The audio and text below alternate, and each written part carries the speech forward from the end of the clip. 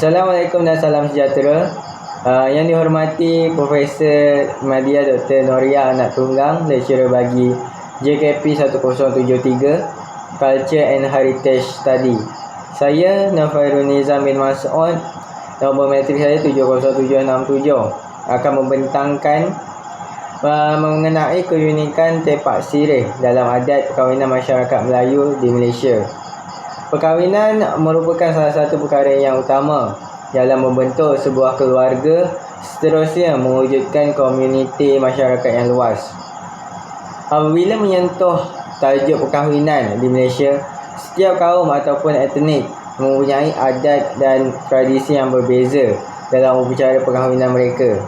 Dalam masyarakat Melayu, tradisi penggunaan tepak sirih biasa digunakan dalam upacara perkahwinan, iaitu di dalam upacara merisik, meminang, bertunang dan bersanding. Selain itu, penggunaan tepak sirih sentiasa digunakan sebagai sebuah simbolik serta sebagai barang perhiasan dalam upacara rasmi bagi masyarakat Melayu. Pada zaman dahulu, penggunaan tepak sirih digunakan oleh kerabat diraja dan juga golongan marhan. Penggunaannya juga tidak digunakan secara sembarangan dan secara sesuka hati, kerana tepak sirih adalah cerminan pada diri akan kesopanan dan adat yang tinggi dalam kehidupan. Hal ini juga tepak sirih telah menjadi warisan oleh nenek moyang kepada generasi yang berikutnya. Tradisi ini telah dilakukan sejak lebih daripada 3,000 tahun yang lalu, iaitu sejak zaman Neolitik. Antara bukti bahawa penggunaan sirih telah ada sejak zaman dahulu adalah melalui catatan Marco Polo menyatakan bahawa terdapat segumpul songgel tembakau yang dikemam di dalam mulut kaum India pada abad yang ke-13. Melalui Ibn Battuta dan juga Vasco da Gama menyatakan juga mencatatkan terdapat masyarakat di sebelah timur yang mengamalkan budaya memakan sirih. Itu saja daripada saya. Saya akan serahkan kepada rakan saya mengenai permasalahan kajian.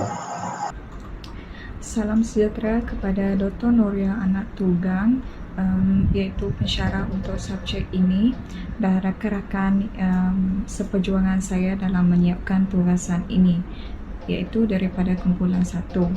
Okey, dalam pembentangan ini saya akan membentangkan tentang objektif kajian, permasalahan kajian dengan metodologi kajian. Okey, yang pertama ialah permasalahan kajian. Permasalahan kajian yang dikaji oleh kami ialah penggunaan tepak sirih semakin dilupakan oleh generasi muda. Yang kedua ialah penyusunan sirih junjung dalam tepak sirih semakin berubah. Yang ketiga ialah pengamatan maksud sirih junjung dalam tepak sirih semakin tidak mendapat penghayatan. Okey, seterusnya ialah objektif kajian. Yang pertama ialah mengkaji peranan tepak sirih dalam adat perkahwinan Melayu. Yang kedua adalah menganalisis penyusunan sirih junjung dalam tepak sirih semasa perkahwinan dijalankan. Yang ketiga ialah mengenal pasti jenis-jenis barang dan makna simbolik barang-barang yang digunakan dalam tepak sirih. Baiklah, saya akan teruskan dengan persoalan kajian. Di dalam kajian ini terdapat 6 persoalan kajian. Antaranya adalah, apakah fungsi tepak sirih di dalam adat perkahwinan? Tepak sirih digunakan sebagai simbolik penerimaan atau penolakan serta membuka bicara di dalam adat perkahwinan masyarakat Melayu, ya, seperti merisik, meminang, bertunang dan bersanding. Seterusnya adalah, siapakah yang harus memainkan peranan? Terdapat 2 agensi yang terlibat, iaitu antaranya adalah Perbadanan Kemajuan Kraftangan Malaysia, dengan memberikan bimbingan dan membantu dalam kesenian tembaga di dalam tepak sirih. Seterusnya, yang kedua adalah industri kraft cendana, iaitu dengan memberikan insentif dan juga grant. Selain sirih digunakan dalam adat perkahwinan, soalan yang seterusnya adalah, di manakah sirih digunakan? Selain sirih digunakan dalam perkahwinan, ianya juga digunakan dalam perubatan tradisional, ritual serta amalan gaib. khususnya di dalam konteks perhubungan dengan semangat ataupun makhluk gaib. Di dalam konteks masyarakat Melayu, sirih dapat menyembuhkan penyakit seperti demam, demam panas, penyakit kelamin, keputihan pada wanita serta menghilangkan bau pada mulut. Soalan yang seterusnya lagi adalah mengapakah tepak sirih harus dipelihara dan dijaga? Tepak sirih harus dipelihara dan dijaga dengan sebaiknya kerana ia merupakan budaya dan tradisi yang telah dicipta dan digunakan sejak dahulu lagi. Selain itu, ianya memberikan 1001 bahasa yang sangat mendalam dan serta sehingga mewujudkan falsafah yang tinggi nilainya. Tepak sirih juga mempunyai banyak kepentingan bagi masyarakat Melayu seperti simbolik komunikasi sosial, persahabatan, hadiah yang disertakan dalam majlis perkahwinan yang harus dijaga dan dipelihara dengan elok. Dan pada bilakah situasi penggunaan tepak sirih digunakan? Penggunaan tepak sirih sering digunakan di dalam majlis upacara rasmi, iaitu adat istiadat perkahwinan seperti meresek, meminang, bertunang dan bersanding. Tepak sirih digunakan di dalam semua situasi sebagai pembuka bicara majlis yang akan disusuli dengan balas-membalas pantun. Akhir sekali adalah bagaimanakah sereka bentuk, susunan, peralatan serta bahan tepak sirih. Terdapat 3 bentuk tepak sirih yang asas, iaitu yang pertama adalah berbentuk sama ada bulat, bujur, berkaki tetapi tidak bertutup, yang telah dikatakan melalui catatan Western 1964. Melalui catatan Shepard juga pada tahun 1972, terdapat 2 reka bentuk tepak sirih, iaitu berbentuk segi 4 tepat bertutup yang dikenali sebagai tepak sirih, dan kedua adalah berbentuk segi 6 yang dikenali sebagai puan. Tepak sirih mempunyai jembul yang iaitu tempat menyimpan kelengkapan makanan sirih, iaitu pinang, kapur, gambir, cengkeh, tembakau dan daun sirih. Terdapat juga dulang, iaitu sebagai alat untuk membahagikan, iaitu bahagian atas akan disusun 4 cambul, pinang, kapur, gambir dan tembakau, manakala bagi bahagian bawah pula disusun cengkeh, sirih dan kacip. Itu saja daripada saya. Saya akan teruskan kepada rakan saya. Sekian, terima kasih. Seterusnya ialah metodologi kajian. Metodologi merupakan kaedah dan teknik mereka bentuk, mengumpul dan menganalisis data supaya dapat menghasilkan bukti yang boleh menyokong sesuatu kajian. Metodologi menerangkan cara sesuatu masalah yang dikaji dan sebab suatu kaedah dan teknik tertentu digunakan. Tujuan metodologi ialah untuk membantu memahami dengan lebih luas dan terperinci lagi tentang pengaplikasian kaedah dengan membuat huraian tentang proses kajian. Kaedah yang kami gunakan ialah kaedah media, kaedah yang menyampaikan atau membawa maklumat antara punca dengan penerima, contohnya melalui video dan gambar. Kaedah ini juga merupakan peralatan yang dibina, dirancang dan dilaksana untuk tujuan menyampaikan maklumat atau menghasilkan pembelajaran. Contoh kaedah media ialah internet. Melalui maklumat yang terdapat dalam internet, penyelidik dapat mendapatkan sumber-sumber dan maklumat yang diperlukan. Seterusnya ialah persampilan kajian. Persampilan kajian berbentuk sampel rawak mudah. Persampilan sampel rawak mudah ialah teknik persampilan yang asas yang memerlukan senarai ke semua calon yang berkemungkinan dipilih.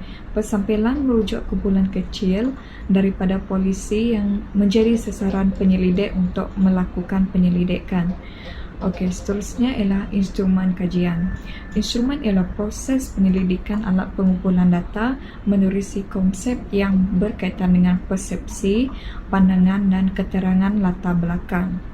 Pengkaji perlu mendapatkan dua jenis data, iaitu data sekunder yang menggunakan kaedah rujukan dan data primer yang terdiri daripada data kuantitatif dan kualitatif.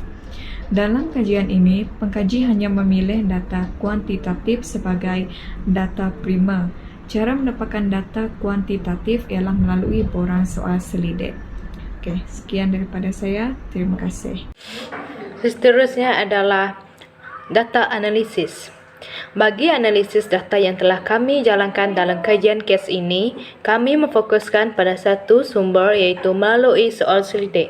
Soal selidik diberikan kepada responden iaitu seramai 100 orang pelajar di UNIMAS. 6.1. Latar belakang responden. Bahagian ini menunjukkan keputusan analisis maklumat latar belakang responden. Pertama, latar belakang responden itu jantina. Jawapannya adalah perempuan dan lelaki. Kekerapan untuk perempuan adalah 73 dan peratusnya adalah 73%. Untuk lelaki adalah kekerapan ialah 27% dan 27 kekerapannya. Umurnya pula 18 hingga 20. Kekerapan ialah 9 dan peratusnya adalah 9%. 21 hingga 23% iaitu sebanyak 75 kegerapan dan peratusnya adalah 75%. 24 hingga 26 jawapannya adalah 24 hingga 26 tahun adalah kegerapannya adalah 14 dan peratusnya 14%. Jawapan untuk 27 hingga 29 adalah 2 kegerapannya dan peratusnya adalah 2%. Umur 6.2. Mengetahui masyarakat mengamalkan adat dalam penggunaan tepak sirih. Berdasarkan jadual 3 di atas menunjukkan keputusan analisis bagi mengenal pasti tahap responden mengenai masyarakat mengamalkan adat penggunaan tepak sirih yang telah diajarkan kepada responden bagi mendapatkan maklumat yang lebih tepat. Soalan yang dihasilkan adalah menggunakan kaedah soalan aneka pilihan yang mengandungi perkara iaitu Melayu, Cina dan Iban. Apakah bahan dan peralatan yang digunakan di dalam tepak sirih yang anda tahu? Secara keseluruhan dalam penelitian menunjukkan analisis seramai 98 orang pelajar responden itu 98% yang menjawab daun sirih dan kacip pinang bagi persoalan tersebut. Soalan seterusnya, pada pendapat anda, apakah tradisi penggunaan tepak sirih wajar digunakan pada masa kini?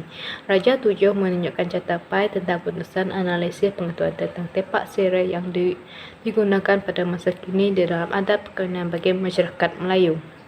Analisis ini menggunakan kaedah soalan jawapan itu aneka pilihan yang berbentuk ya ataupun tidak kepada responden bagi menjawab borang soal selidik ini. Secara keseluruhan dalam penelitian menunjukkan analisis selamai 88 responden iaitu 88% yang menjawab ya bagi persoalan tersebut. Seterusnya, soalannya adalah apakah usaha yang dapat dilakukan di dalam martabat tradisi tepak sirih? Jadual 4 menunjukkan hasil peratusan dan kekerapan tentang terhadap soalan yang diberikan kepada responden iaitu apakah usaha yang dapat dilakukan di dalam mempertabatkan tradisi tepak sirih.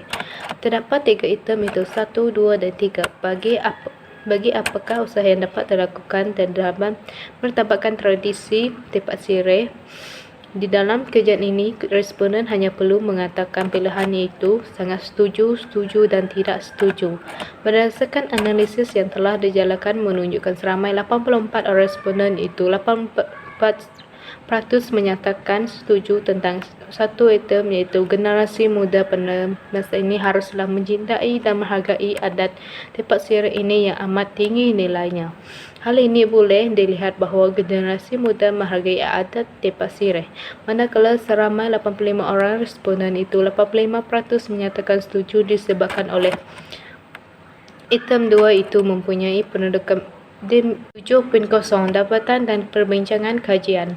yaitu tempat sirih bersulam yang merupakan bekas daun sirih yang ditutup dengan baldu merah bersulam emas, masih digunakan dalam adat perkahwinan orang Melayu. Kedua, jenis tempat sirih masih sama dengan yang disebut oleh Shepherd 1972. Boleh dikatakan bahawa masyarakat Melayu dalam bidang penyelidikan masih mengekalkan dan mengamalkan adat yang mereka ajarkan sejak 1000 tahun yang lalu. Penemuan kajian ini merupakan dengan penyelidikan sebelumnya seperti Stephen 1972. Nama saya ingin Cik Kak Metrik 69884. Saya akan membentangkan bahagian yang seterusnya, iaitu penyelesaian masalah. Grup kami telah mencadangkan 3 kaedah penyelesaian yang dapat digunakan dalam menyelesaikan masalah yang dihadapi dalam penggunaan tempat siring. Untuk penyelesaian yang pertama adalah memberi pendedahan awal kepada golongan muda tentang tempat siring dalam adat perkahwinan masyarakat Melayu. Ibu bapa haruslah memberi pendedahan awal kepada anak-anak mereka tentang keunikan dan kegunaan tempat siring dalam adat perkahwinan masyarakat Melayu. Guru-guru di sekolah juga berperanan penting dalam memberi pendedahan awal tentang tempat siring dalam adat perkahwinan masyarakat Melayu menerusi mata pelajaran yang mereka ajar. Dengan ini, generasi muda dapat mengenal pasti dan memahami dengan lebih mendalam lagi tentang tempat siring dalam adat perkahwinan masyarakat Melayu di Malaysia. Untuk penyelesaian yang kedua adalah mempamerkan dan memperkenalkan keunikan tentang tempat siring dalam adat perkahwinan masyarakat Melayu. Tempat siring dapat diperkenalkan dan dipamerkan melalui Jambatan Museum Sarawak. Jambatan Museum Sarawak merupakan jambatan yang dapat memperkenalkan apa keistimewaan, keunikan dan kegunaan tentang tempat siring dalam adat perkahwinan masyarakat Melayu. Ia juga dapat dipamerkan dan diperkenalkan melalui media platform. Media platform merupakan media yang dapat menyiarkan keunikan tempat siring di kaca televisyen, iklan, radio dan media cetak seperti surat khabar, jurnal dan lain-lain. Untuk penyelesaian yang ketiga adalah mengekalkan dan menekankan penggunaan tempat siring dalam kaedah tradisional. Masyarakat Melayu haruslah ditekankan menggunakan penggunaan tempat siring dalam kaedah tradisional untuk adat perkahwinan mereka. Dengan ini, bahan tumbuhan bagi penggunaan tempat siring dalam kaedah tradisional dapat dikekalkan dan dipelihara, manakala cara penyusunannya juga dapat dihayati dan dipelajari oleh generasi muda pada bila-bila masa. Secara kesimpulannya, pelbagai cara dan usaha harus dilakukan agar keunikan tempat siring dalam adat perkahwinan masyarakat Melayu dapat dikekalkan dan diwarisi secara turun-temurun oleh generasi muda. Justru itu, kita sebagai rakyat Malaysia yang berbilang kaum, bangsa dan budaya harusnya memainkan peranan yang amat penting dalam menjayakan usaha mengekalkan keunikan tempat siring dalam adat perkahwinan masyarakat Melayu agar adat tersebut tidak ditelan zaman dengan arus pemodenan.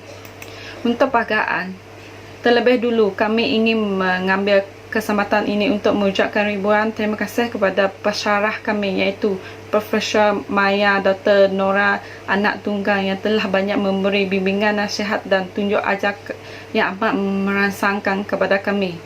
Kami juga ingin mengucapkan ribuan terima kasih kepada rakan-rakan yang telah banyak berkongsi ilmu pengetahuan kepada kami, dan ini telah menaikkan lagi semangat dan dalam menyiapkan tugasan ini. Tidak lupa juga penghargaan ini ditunjuk kepada ibu bapa kami yang telah banyak memberi sokongan moral dan semangat kepada kami dalam menyempurnakan tugasan ini. Hayat sekali, seikhlas tulas kata terima kasih kepada semua responden kami kerana sudi meluangkan masa menjawab soalan selidik kami. Itu saja daripada grup kami. Sekian, terima kasih.